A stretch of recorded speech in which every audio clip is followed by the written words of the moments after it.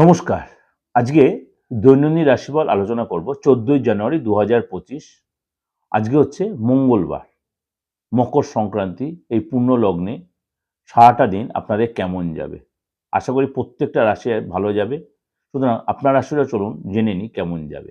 মীন রাশি, আজকে শরীর নিয়ে সচেতন, রাস্তায় চলাফেরাতে সাবধান, চোট আর লেগে রক্তপাত হতে পারে, বি কেয়ারফুল। কোনো মহিলার জন্য আপনার ফ্যামিলিতে যেমন অশান্তি পরিবেশ হতে পারে। ব্যবসায় ভালো কিছু আজকে এক্সপেক্ট করা যাবে না। চাকরির স্থানে উন্নতির যোগ, ব্যয় বাড়তে পারে। কোনো কাজে বারবার চেষ্টা করা যে আপনি ঠিকমতো সাকসেস পাবেন না। আইনি কাজে ভালো সুযোগ আসতে পারে। কোনো বন্ধুর কারণে আপনি রাগ জেদটা বেড়ে যেতে পারে।